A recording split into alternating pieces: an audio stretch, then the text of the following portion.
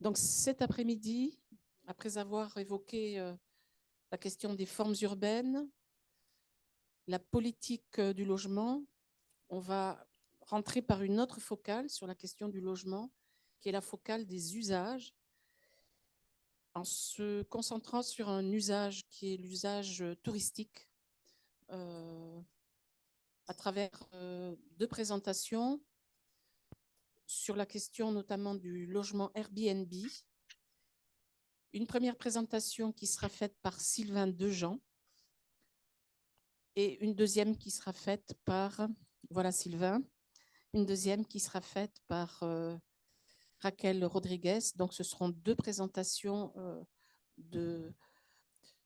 d'exposants qui seront en ligne. J'espère que la plupart de ceux qui nous suivent en ligne sont également là.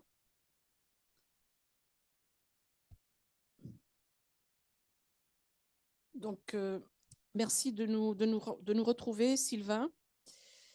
Tu es maître de conférences en économie à l'Université de La Rochelle, en particulier spécialiste de l'économie numérique. Et je crois que tu es en train de faire des recherches sur le sujet du Airbnb. Tout à fait.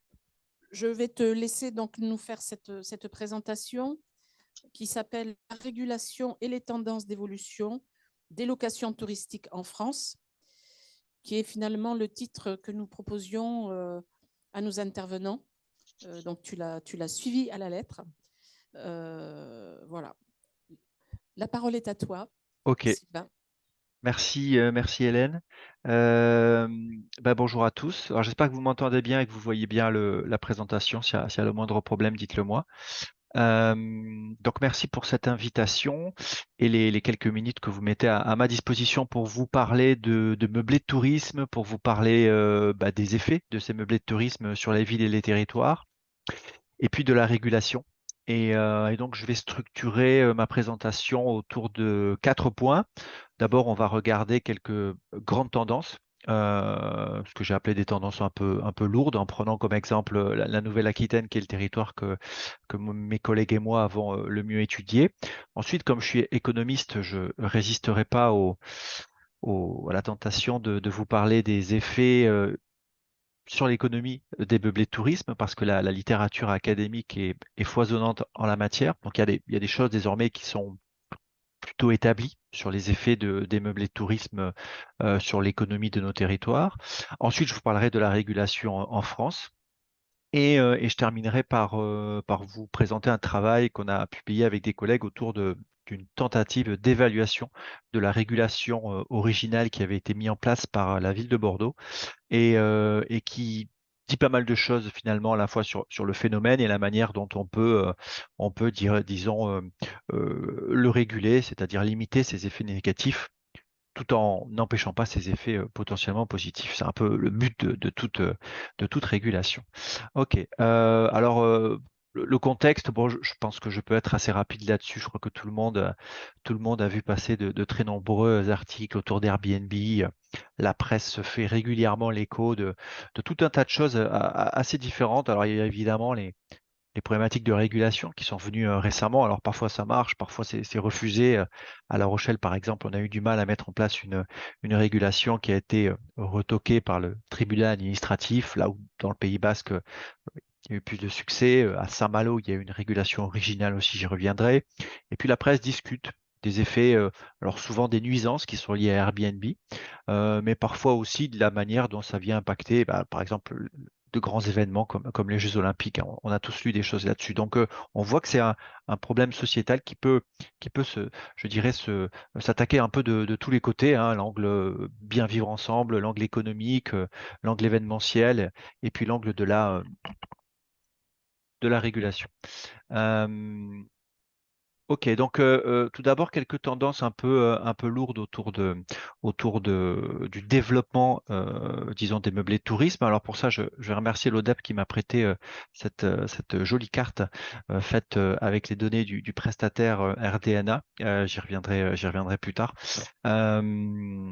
Mais c'est intéressant parce que, bon, si je parle de tendance lourde, c'est que ce qu'on va observer ici se retrouve d'une manière générale en France, notamment dans le sud-est, alors un peu moins dans la région parisienne qui est très atypique. Rien ne ressemble à Paris, à part Paris évidemment. Mais en tout cas, avec cette focale régionale, on a une bonne idée de la manière dont Airbnb se développe en France et en l'occurrence en Nouvelle-Aquitaine. Alors pour ceux, si vous ne voyez pas bien la carte, hein, la taille des cercles est proportionnelle au nombre d'annonces de meublés de tourisme sur Airbnb et HomeAway dans une commune, et la couleur du cercle, eh bien, du bleu vers le rouge, signale une croissance forte sur la période 2016-2022, je crois. Donc au premier coup d'œil, on voit évidemment que l'offre se développe majoritairement sur le littoral. C'est évidemment flagrant, mais pas uniquement, hein. Si on regarde un peu plus attentivement, on voit que toutes les agglomérations un peu importantes, toutes les territoires urbains de Nouvelle-Aquitaine sont entre guillemets développent une offre Airbnb. Donc voilà, ça peut être Poitiers, Angoulême, évidemment Bordeaux, La Rochelle, Biarritz, Bayonne. Mais globalement, chaque agglomération développe une offre importante. Alors, pourquoi est-ce que c'est si fort sur le littoral? Mais ça, c'est un résultat qui est classique dans la littérature, c'est qu'il y a un vrai lien entre le tourisme généré par les meublés de tourisme additionnel et les aménités naturelles et touristiques, hein. Évidemment, les gens veulent venir en vacances, veulent passer aux endroits où on veut aussi habiter. Et il se trouve que le littoral est donc particulièrement impacté, mais pas uniquement. Donc, c'est le cas des agglomérations. On peut aussi voir, si vous voyez à l'est de la région Nouvelle-Aquitaine, vous avez un petit amas de cercles orange là autour de Sarlat, donc en Dordogne, où là, on a typiquement un territoire qui est plutôt rural, mais avec des aménités touristiques assez fortes. Autour de l'activité, par exemple, autour des grottes et, euh, et, euh, et du patrimoine culturel en Dordogne. On voit aussi des points dans les Pyrénées, autour des stations de ski, qui eux sont des points relativement, des cercles assez rouges, qui montrent que la croissance de l'offre est ici assez récente. Donc voilà, croissance principalement littorale, corrélée avec les aménités naturelles et touristiques, également dans les grandes agglomérations. Et ce qui est intéressant sur le jeu de couleurs de la carte, c'est qu'on peut observer que finalement les territoires où il y en a le plus sont pas ceux qui ont vu la croissance la plus forte.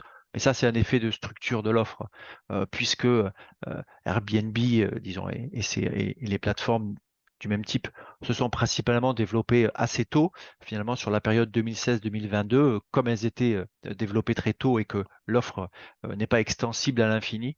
Eh bien, finalement, ce sont sur les territoires qui étaient peu développés en 2016 qu'on a vu la croissance la plus forte. Ce qui m'amène d'ailleurs à la deuxième observation qu'on a retrouvée à différents endroits, c'est que c'est l'idée que la croissance, elle se fait un peu du centre vers la périphérie. Alors, qu'il s'agisse du centre touristique ou du centre urbain et ensuite d'une périphérie qui serait régionale ou plutôt locale. Euh, on voit bien que au début, il y a toujours le cœur d'attraction. Alors là, je vous ai pris l'exemple de la communauté d'agglomération de La Rochelle ou de Bordeaux Métropole. Donc, il n'y a qu'une échelle de 3 ans entre les deux cartes. Mais en 2016, on voit une activité qui est très centrée, par exemple, à La Rochelle, autour du cœur de La Rochelle et dans les quartiers à l'ouest qui sont proches de l'île de Ré, par exemple. Et puis, quelques années après, finalement, on a des annonces Airbnb présentes un peu partout dans la ville et même dans les communes avoisinantes. On retrouve le même phénomène à Bordeaux où c'était très centre historique et quelques années après, les quartiers avoisinants adjacents au centre historique, eh bien, ont vu l'offre se développer et c'est aussi le cas des communes qui sont adjacentes à Bordeaux. Donc, cette croissance centre-périphérie est quelque chose qui, dans le temps, s'observe en Nouvelle-Aquitaine, mais plus généralement dans toutes les agglomérations et les métropoles. Euh, donc voilà pour cette espèce de panorama un peu rapide et quelques tendances un peu générales sur le développement des meublés de tourisme. Alors comme je suis économiste, je vais essayer d'être assez rapide tout de même, mais il y a des choses, il y a eu beaucoup de papiers, beaucoup de travaux empiriques notamment, qui ont tenté de mesurer les effets d'Airbnb. Et j'ai envie de dire qu'il y a quelques résultats qui sont aujourd'hui plus ou moins robustes. Alors le premier, c'est l'impact sur les marchés immobiliers. Est-ce que le développement des meublés de tourisme a un impact sur le prix des loyers? Et sur la rente foncière, la réponse est oui. Quels que soient les contextes, que ce soit des grandes métropoles ou des plus petites, il y a de très nombreux travaux qui ont montré que ça a contribué à l'augmentation pour quelques points de pourcentage des loyers dans les grandes villes et du prix du foncier. C'est le cas à Barcelone, c'est le cas à Los Angeles, ça a été montré à Berlin, ça a été montré en France. Un papier de collègues dijonnais a montré que c'était le cas dans les grandes métropoles françaises, Paris, Lyon, Montpellier. Donc, on sait que ça a un effet à la hausse sur les prix des marchés immobiliers. Là-dessus, c'est difficile de le contester. Alors, par contre, l'ampleur peut varier. On est de l'ordre de quelques points de pourcentage, mais quelques points de pourcentage, ça peut quand même faire une grande différence à la fin. Deuxième effet qui est, je trouve, assez intéressant dans la littérature, c'est cette idée que ça peut contribuer à modifier la structure un peu de nos territoires et de nos villes à travers alors un phénomène qui est toujours difficile à définir, qui est celui de la gentrification, mais disons plus généralement l'idée que le développement des meublés de tourisme sur un territoire donné, dans un quartier, va changer la socio-économie de ce quartier. Donc des travaux plutôt à l'étranger, ça a été montré sur la ville de New York, à Majorque aussi, montre qu'il y a un lien entre gentrification, hein, c'est-à-dire propension des catégories, disons, les plus aisées à se regrouper au sein d'un espace donné, et donc plus généralement l'idée d'une forme de ségrégation un peu socio-spatiale qui serait la conséquence du développement de ces meublés de tourisme. Nous, on avait montré dans un rapport, et c'est la figure que je vous ai mis sur ce slide-là, on avait montré qu'il y avait effectivement un lien entre les inégalités sur un territoire et la présence d'Airbnb à un moment donné. On avait pris l'année 2019, je crois, et vous avez en abscisse le coefficient de Gini, hein, qui est donc un indicateur qui mesure les inégalités. Donc, plus le coefficient est élevé, plus les inégalités sont fortes sur un territoire. Et en ordonnée, vous avez quelque part le nombre de jours loués sur Airbnb. Et chaque point représente un quartier des principales agglomérations de Nouvelle-Aquitaine. Et donc le fait que la courbe soit légèrement croissante montre que finalement, il y a plus de locations Airbnb là où les quartiers sont les plus inégalitaires. On trouve la distribution des revenus la plus inégalitaire. Alors, ça dit rien de spécial sur la cause et l'effet. C'est pas parce qu'il y a du Airbnb que tout d'un coup des riches arrivent et créent des inégalités dans un territoire, ou peut-être que c'est l'inverse d'ailleurs. Peut-être que finalement les territoires sont assez divers et attirent quelque part les touristes parce qu'ils sont à la recherche d'une certaine authenticité. Bon, ça, on ne sait pas bien, on n'a pas été pour l'instant beaucoup plus loin que ça, mais ça renforce cette idée que, en tout cas, il se passe quelque chose à l'intersection entre un développement des meublés de tourisme et, disons, structure socio-économique des endroits où ce développement prend place. Et enfin, un dernier effet qui est beaucoup discuté, notamment dans c'est un effet que tout le monde semble observer, mais qui est plus difficile à matérialiser, qui est ce qu'on appelle l'effet d'éviction des publics les plus fragiles. Donc, un peu toujours dans l'idée d'un corollaire de la gentrification dont je parlais avant, c'est que donc ceux qui subissent le plus l'augmentation du prix du loyer ou de la rente foncière, sont les publics, évidemment, qui ont le moins les moyens, les publics les plus fragiles, étudiants, ménages à faible revenu, saisonniers. Et je peux discuter d'un cas qu'on connaît bien à La Rochelle, qui est celui du quartier des Minimes. Donc c'est le quartier que vous voyez enfoncé sur la carte à droite, qui est un quartier qui à la fois synthétise, alors c'est le quartier sur lequel l'université est présente, donc les différentes facultés sont présentes. C'est aussi un quartier qui a connu une croissance du nombre d'annonces Airbnb assez énorme depuis presque 10 ans maintenant. Pas tout à fait. Et pour être à l'université de La Rochelle, on sait bien que depuis 2-3 ans, le nombre d'étudiants stagne et un des motifs évoqués est la difficulté de se loger. C'est des informations qui remontent beaucoup dans les services sociaux de l'université. Il semble que des familles même fassent le choix de ne plus aller à l'université de La Rochelle parce qu'il devient difficile de s'y loger. Et donc c'est difficile de ne pas mettre en corrélation cette difficulté avec la croissance très forte à cet endroit très précis où les étudiants se logent à La Rochelle, mais qui est aussi un lieu très prisé par les touristes, puisqu'on est proche des plages, on est proche du centre. Donc on a là vraiment une quintessence je dirais, de cette dispute territoriale entre les résidents plutôt fragiles que peuvent être les étudiants résidant à l'année et je dirais le touriste et l'arbitrage que peut faire un propriétaire foncier en faveur du touriste au détriment potentiellement d'un public plus fragile. Et je peux vous orienter vers les travaux aussi de Lauriane Bellois, qui a soutenu sa thèse à l'université de Pau il y a quelques mois, et qui a montré, qui a matérialisé ces effets d'éviction pour 6 agglomérations de Nouvelle-Aquitaine. Et elle a montré que lorsqu'Airbnb arrive massivement dans une ville, passé un certain seuil, elle génère de l'éviction des ménages les plus fragiles et donc les ménages qui ont des revenus plus faibles déménagent de ces quartiers quelques mois, quelques années après.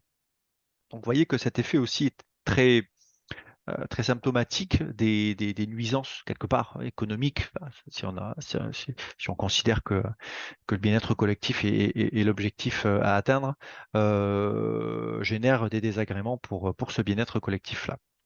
Euh, alors, comment on fait? Comment on fait pour essayer de minimiser ces effets négatifs, tout en n'oubliant pas, parce que c'est vrai que je ne l'ai pas mentionné, mais la littérature, il faut bien le dire, est moins foisonnante sur ces questions, tout en maintenant les effets positifs que ces peuplés de touristes peuvent avoir, parce qu'ils sont créateurs d'activités économiques. Alors, il y a d'autres papiers qui ont montré, par exemple, que effectivement, ça crée beaucoup d'activités autour du tourisme, plus de restaurants, plus de bars, avec des emplois associés à ce développement économique-là.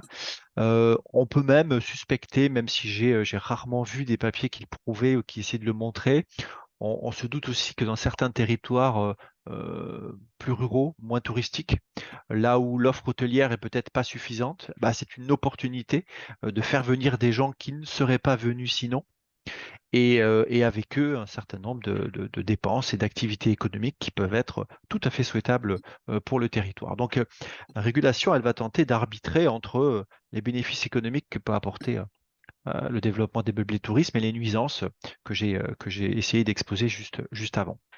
Donc, en France, alors c'est pour ça que j'ai parlé de régulation au pluriel et pas d'une seule régulation. Il y a différentes règles qui sont un peu enchevêtrées les unes sur les autres. Il n'y a pas eu une espèce de grande politique planificatrice qui a pris le sujet à bras-le-corps et qui définit des règles très précises. On a finalement un enchevêtrement de règles un peu générales et puis d'adaptations un peu locales.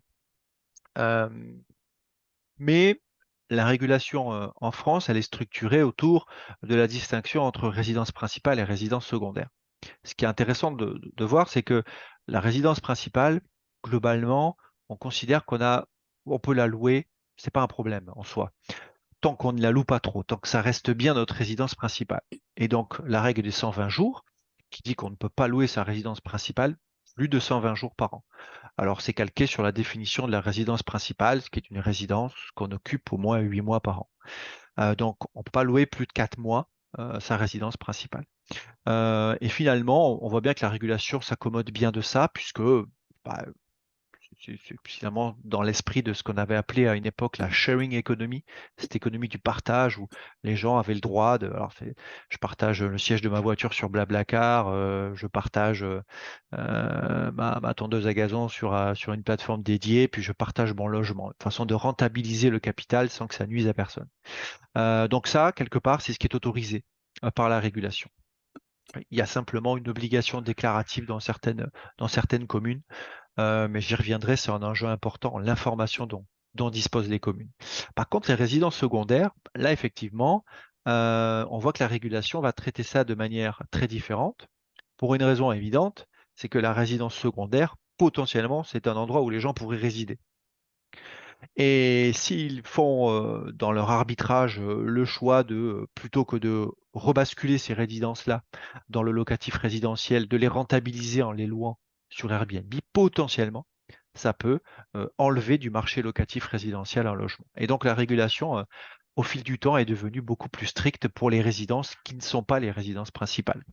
Donc aujourd'hui, il y a à la fois une obligation déclarative en mairie, si vous louez votre résidence secondaire ou disons une résidence qui n'est pas votre résidence principale, vous devez le déclarer en mairie.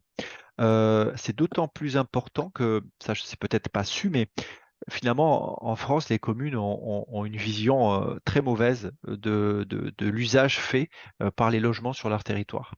Qu'est-ce qui est une résidence principale? Qu'est-ce qui est une résidence secondaire? Ce sont des informations qui sont bien souvent ignorées des décideurs locaux.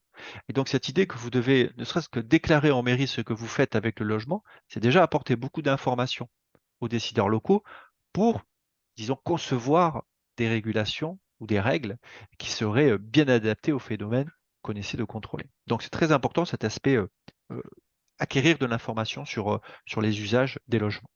Mais la loi donne la possibilité aux communes d'aller plus loin. Donc désormais, pour louer sa résidence secondaire, il faut demander un changement d'usage. Alors quasiment dans toutes les villes aujourd'hui, hein. En tout cas partout, ça poserait potentiellement un problème. Et ce qui est original, c'est que, eh bien, cette autorisation de changer l'usage de sa résidence secondaire en meublé de tourisme, eh bien, elle peut se faire contre une contrepartie. Et donc là, il y a une règle assez originale qui a commencé à Paris, qui a ensuite été mise en place à Bordeaux, puis ailleurs, qui est la règle dite de la compensation. C'est une règle qui dit, bah, si vous prenez un logement, que vous le mettez sur une plateforme de meublé de tourisme, quelque part, vous la retirez du marché locatif résidentiel. Donc, on vous demande, contre l'autorisation de le faire, de compenser. C'est-à-dire, en échange, vous racheter un autre logement de taille équivalente, à peu près au même endroit, ça dépendait comment est faite la compensation, et vous le remettez sur le marché locatif résidentiel, de manière à ce que ce soit un pour un. Vous en enlevez un, mais vous en remettez un. Alors évidemment, c'est très contraignant. N'importe qui ne peut pas racheter un bail commercial et en faire un logement, un logement résidentiel. C'est une façon non dite de quasiment de, je dirais, d'arrêter le phénomène à partir du moment où on met en place cette compensation. Mais en tout cas, on voit que c'est des mesures qui sont faites pour adresser très directement le problème de l'effet d'éviction. Alors, il y a deux cas que je vais exposer qui sont assez symptomatiques de ce qu'on a fait en France. Le cas de Saint-Malo est très intéressant parce que la ville a fait quelque chose qui, en termes de régulation, montre elle a eu conscience, elle a voulu, en quelque sorte, que la régulation s'adapte à la structure du territoire. Et elle a dit, dans notre ville qui, Saint-Malo, qui est une ville aussi, qui pour ses quartiers les plus...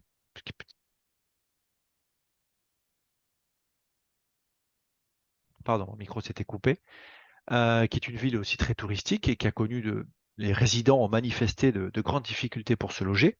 Et donc la ville, elle a conditionné l'autorisation de changement d'usage à des limites, à des quotas attribués dans la ville par quartier. Donc, dans les quartiers et secteurs les plus touristiques de la ville, on a droit à 12,5% par exemple de logements Airbnb. Mais dans les quartiers, les zones plus résidentielles, le logement Airbnb est presque interdit. Il est de 1% dans l'exemple que je montre ici. Donc, on voit bien qu'il y a capacité qu'a eu la régulation là à s'adapter aux différentes contraintes du territoire dans une ville donnée, avec des autorisations qui en plus sont données pour 3 ans à raison d'un titre par personne. Et cette régulation a beaucoup inspiré la nouvelle loi qui est en préparation, actuellement en suspens autour d'Airbnb. Donc un cas original en France. Le deuxième, je vais le discuter après puisque je vais vous proposer, montrer comment on a pu évaluer l'effet de cette régulation. C'est le cas de la ville de Bordeaux qui s'est pas mal inspiré de ce qu'avait fait Paris et qui a donc mis en place ce que je décrivais tout à l'heure, la règle de la compensation, pour dire donc, bien, si vous souhaitez louer votre résidence secondaire, bien, dès le premier jour de location, vous allez devoir demander un changement d'usage et on vous autorisera ce changement d'usage uniquement si vous rachetez un autre logement et que vous le rebasculez dans le locatif résidentiel. Et qui plus est, si vous louez un logement dans la zone A, eh bien, vous devez le remettre dans la zone A. Si vous êtes dans la zone B, vous devez le remettre dans la zone B, et ainsi de suite, avec les trois zones de la ville de Bordeaux. Donc, c'est une régulation, le délibéré est paru en 2007 et elle a été mise en place en 2018, ce qui nous laisse un petit peu de temps pour évaluer son effet. C'est ce que je vais vous proposer juste après. Et je pense que ça dit aussi des choses sur la manière dont on peut réguler ce phénomène-là. C'est un bel exemple. Avant, je voudrais quand même discuter deux enjeux qui me semblent être essentiels dans la régulation en France et d'ailleurs pas qu'en France. La première, c'est la coopération des plateformes. Parce que, et ça c'est une problématique générale à l'économie numérique, on a aujourd'hui le même problème avec les réseaux sociaux par exemple, c'est que les données de ces plateformes sont la propriété des plateformes, ne sont accessibles que par les plateformes, et donc il y a une espèce d'immense asymétrie d'information entre celui qui doit réguler un phénomène sans pouvoir l'observer parfaitement, et celui qui quelque part crée ce phénomène, qui est la plateforme, et qui lui peut observer parfaitement ce qui se passe. Et de cette asymétrie d'information, pardon, eh bien, naît une difficulté à concevoir les bonnes règles pour, juguler les nuisances faites par ces phénomènes. Alors, la coopération des plateformes, elle est désormais relativement obligatoire, hein, puisque les différentes lois, la loi Elan par exemple, a donné un certain nombre d'obligations aux plateformes de meublés de tourisme. Bon, d'abord, ils sont obligés de collecter la taxe de séjour, ce qui est de la reverser aux communes. Donc ça, en soi, c'est déjà important. Mais presque ce qui est le plus important, c'est que en faisant ça, ils doivent aussi informer les communes sur l'usage des logements qui sont mis en location sur leur patrimoine. On retrouve cette idée de transfert d'informations. Vous avez des données sur le territoire n'a pas ces données, il est important que vous puissiez lui transférer, qu'il prenne des décisions éclairées. Dans les territoires qui ont mis en place le changement d'usage, il y a bien souvent un numéro d'enregistrement qui est adossé. Eh bien, ce numéro d'enregistrement qui permet à la ville de suivre l'usage du logement, eh bien, les plateformes ont l'obligation de le faire respecter sur leur plateforme. C'est-à-dire quelqu'un qui déciderait de louer, si je décide de louer ma maison à La Rochelle sur Airbnb, eh bien, je dois demander un numéro d'enregistrement, mentionner ce numéro dans l'annonce. Et si je ne mentionne pas ce numéro, la plateforme ne doit pas, a priori, me permettre de louer. Et si c'est ma résidence principale et que je la loue plus de 120 jours, ils doivent bloquer l'annonce. Donc, vous voyez qu'on demande la participation active de ces plateformes comme, comme partie prenante du problème. En pratique, aujourd'hui, c'est très difficile de contrôler ça, d'être certain que c'est bien respecté par les plateformes. Mais bon, disons que dans les lois qui sont en préparation, il y a des instruments qui vont être donnés pour homogénéiser, standardiser ces procédures et faire en sorte qu'à terme, elles fonctionnent peut-être un peu mieux que ce qu'elles fonctionnent aujourd'hui. Et ensuite, c'est un corollaire de ce que je viens de dire, les données locales. Donc, ce que je disais, les gouvernements locaux connaissent peu ou mal les usages. Donc, il y a un enjeu extrêmement fort à produire des données issus des plateformes, qui sont ensuite transférés aux décideurs locaux. Et aujourd'hui, d'ailleurs, je pense que tous ceux qui connaissent le phénomène savent qu'on utilise, par exemple, massivement les données d'un prestataire américain qui s'appelle RDNA, qui sont de très belles données parce qu'elles sont relativement exhaustives, mais pour autant, à l'échelle micro-locale, elles sont très peu fiables. Les logements ne sont pas parfaitement géolocalisés. Les statistiques issues des revenus sont faits vraiment à la louche par des algorithmes dont on ne sait pas bien comment ils fonctionnent. Donc, il faut prendre beaucoup de précautions quand on utilise les seules données qui sont à notre disposition aujourd'hui. Elles sont très bien à l'échelle agrégée. Elles sont peut-être à prendre avec plus de précautions quand on les manipule à l'échelle micro-locale. En tout cas, elles doivent être croisées sans doute avec d'autres données. Donc, vous voyez que ces enjeux de responsabilité des plateformes, mais aussi de disposition des données sont pour moi centraux dans la bonne régulation de ces phénomènes-là. Alors, est-ce que la régulation marche? Vous allez me dire, c'est un peu la question qu'on peut se poser. Et ben, nous, on s'est saisi de l'opportunité d'évaluer la régulation à Bordeaux on a sorti toutes nos compétences statistiques et économétriques pour essayer de concevoir un design efficace pour évaluer cette régulation. Sachant que c'est pas si simple que ça si on veut évaluer l'effet d'une règle qui est posée à un instant donné, parce que vous pouvez pas juste regarder avant et après. Si vous regardez juste avant et après, vous ne savez pas ce qui se serait passé si elle n'avait pas été là. Donc il y a tout un enjeu, d'un point de vue vraiment méthodologique, à essayer de trouver un endroit qui n'est pas Bordeaux, en l'occurrence puisqu'on évalue la régulation à Bordeaux, qui n'a pas connu la régulation, dont on peut mesurer réellement comment les meublés tourisme se sont développés et de le comparer aux endroits à Bordeaux où ça a été régulé. Donc dans le graphique qui est en bas à gauche ici, on a fabriqué en quelque sorte, comme le font les sciences médicales, un groupe contrôle et un groupe traitement.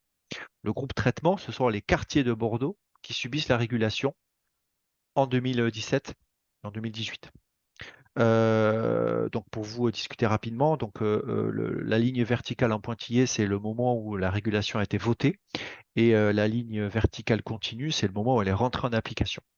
La courbe foncée est la courbe des quartiers de Bordeaux qui ont été affectés par la régulation, et la courbe en gris, eh bien c'est la courbe de tout un tas d'autres quartiers en Nouvelle-Aquitaine, un mélange de quartiers à Bayonne, à Biarritz, à La Rochelle, dans toutes les autres agglomération de Nouvelle-Aquitaine. Et ce qui est intéressant, c'est que quand vous regardez les évolutions, c'est que jusqu'au moment où la régulation à Bordeaux est mise en place, les évolutions sont assez parallèles. À partir du moment où on met en place la régulation à Bordeaux, on voit que les, euh, les quartiers de Bordeaux ont vu une stagnation, puis ensuite une décroissance du nombre d'annonces en comparaison aux quartiers d'autres villes qui n'ont pas connu cette régulation. Et la différence entre les deux courbes, c'est quelque chose qu'on peut mesurer statistiquement de manière assez précise pour quantifier les effets de la régulation. Et on a fait un peu pareil donc avec les trois villes en distinguant bien, là vous avez sur les trois cartes, alors Bordeaux en haut à droite, en bas c'est La Rochelle et Biarritz, Anglette, Bayonne en haut à gauche. Eh bien, en rouge, ce sont l'intérieur des villes et en bleu, c'est immédiatement de l'autre côté des villes. Alors, c'est un design un petit peu plus complexe, mais l'idée, c'est que les zones rouges et bleues de Bordeaux ont dû évoluer différemment des zones rouges et bleues de La Rochelle et des zones rouges et bleues de Biarritz, Anglette et Bayonne, parce que la zone rouge à Bordeaux a été régulée. Bon, je passe sur les détails techniques, c'est les conclusions qui sont intéressantes. Donc, est-ce que ça a marché? Ben, plutôt un gros oui, dans le sens où, en moyenne, dans la zone régulée, l'intérieur de Bordeaux, on a observé 322 nuitées par mois et par quartier en moins dans la période post-régulation. C'est en quelque sorte ce que la régulation a permis d'éviter. Ça équivaut à une diminution substantielle de 43% des réservations, globalement sur la période, et ça fait 28 000 nuitées en moins. Donc l'effet est quand même assez important.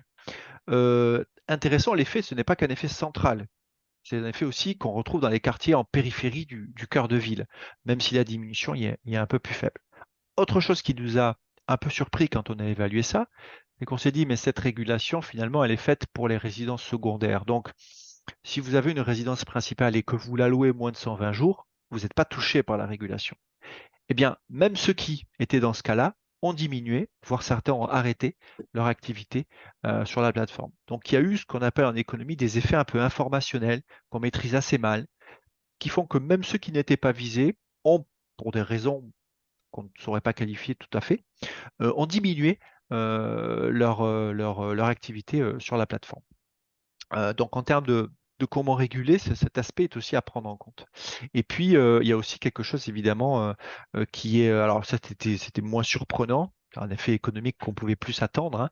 C'est l'idée que ceux qui étaient là avant la régulation, donc qui n'ont pas eu à compenser pour obtenir leur changement d'usage, les primo-arrivants en quelque sorte sur le marché Airbnb, bah, du fait que l'offre s'est raréfiée, parce que compensation, bah, eux ont vu leur activité et leur prix légèrement augmenter. Donc si vous étiez là avant, bah, vous avez bénéficié finalement d'un surcroît d'activité du fait que l'offre a été rationnée post-régulation. C'est aussi des choses finalement qu'il faut prendre en compte quand on pense une régulation, c'est peut-être des effets collatéraux sur ceux qui ne seraient pas, en l'occurrence, visés. Alors qu'est-ce qu'on peut retenir de tout ça? C'est ce que je vous dis, la compensation, elle a, elle a produit ce pourquoi elle était faite, elle a permis de limiter la croissance des meublés de tourisme. Euh, il faut être très attentif à l'aspect spatial de ces régulations. Bordeaux a régulé d'abord la ville, donc dès que vous passiez la frontière de la ville, si je puis dire, il n'y avait plus de régulation. Mais sur un territoire, ça peut créer des discontinuités, ça peut créer des opportunités de spéculation aussi. Je serais assez curieux de voir, par exemple, à Saint-Malo, comment les différentes zones, à la lisière de ces zones, si des choses se sont passées. Euh, En tout cas, ça interroge sur quel est l'échelon idéal de la régulation. Est-ce que c'est un échelon local? Est-ce que c'est au sein d'une communauté d'agglomération? Est-ce que c'est au sein d'un département, d'une région? Bref, la question des externalités spatiales est extrêmement importante. Et puis, voilà, d'autres formes de régulation sont possibles. Mais encore une fois, et ce sera un peu, c'est un peu mon cheval de bataille sur ces questions, il faut pouvoir accéder à des données d'usage précises qui ne sont pas juste web scrapées par un prestataire extérieur. Et donc le partage des données issues des plateformes est quelque chose de très important. Euh, ok, je pense que je respecte à peu près le timing. Euh, une dernière slide pour vous dire que donc la régulation se fait chemin faisant, elle évolue. Et il y a une nouvelle loi Airbnb alors, qui avait été en partie votée et qui, malheureusement, du fait de la dissolution de l'Assemblée, est désormais en suspens. Alors, c'est un peu dommage parce qu'elle avait l'air plutôt intéressante. D'abord, c'est vrai que j'en ai pas parlé, mais elle diminuait l'abattement fiscal sur les meublés de tourisme parce qu'il faut savoir que quelque part, transformer son logement en meublé de tourisme est fiscalement soutenu, puisqu'aujourd'hui, l'abattement doit être de 50%, si je dis pas de bêtises. Donc, baisse de l'abattement fiscal sur les meublés à 30% pour les meublés qui ne sont pas classés. Donc, c'est tout de même important. C'est 20 points de pourcentage de moins, d'abattement de moins pour un propriétaire qui louerait sa résidence sur Airbnb. Donc, c'est des choses qui peuvent remettre en cause les arbitrages des propriétaires au moment où ils s'interrogent entre mettre sur le marché du locatif résidentiel ou louer sur un Airbnb ou autre. Donc voilà, ça c'est pour l'instant, je crois que c'est suspendu, hein. Et puis, généralisation et normalisation de la procédure d'enregistrement, toujours dans l'idée d'avoir des données, des informations plus précises. Et puis, ce qui était intéressant, c'est que la loi permettait, mais elle le permettra toujours si elle est votée, hein, de donner des marges de manœuvre plus importantes aux maires. Et avec cette idée que la régulation doit s'adapter aux contextes locaux. On l'a bien vu avec Saint-Malo, cette manière qu'ils ont eu de différencier la spécialité de leur ville est propre à l'intrication entre le tourisme et puis l'activité résidentielle. Peut-être que dans une autre ville, ça prendrait une forme différente. Donc, il faut pouvoir laisser aux décideurs locaux, très probablement, la possibilité d'arbitrer, par exemple en mettant en place des quotas d'autorisation pour le changement d'usage, donc un peu dans l'esprit de ce qu'a fait la ville de Saint-Malo, mais on peut imaginer aussi d'autres formes de régulation, ou alors la loi donnait aussi la possibilité de protéger certains secteurs dans le PLU pour empêcher qu'ils soient utilisés pour autre chose que des résidences principales. Donc voilà, donc des outils donnés, mais pour l'instant, l'évolution de la régulation Airbnb est suspendue à la remise en marche de l'Assemblée nationale, si je puis dire. Bah écoutez, voilà, je pense que je crois que je suis quasiment à 35 minutes. Je pense avoir respecté le timing. Bah écoutez, je vous remercie de m'avoir donné la parole.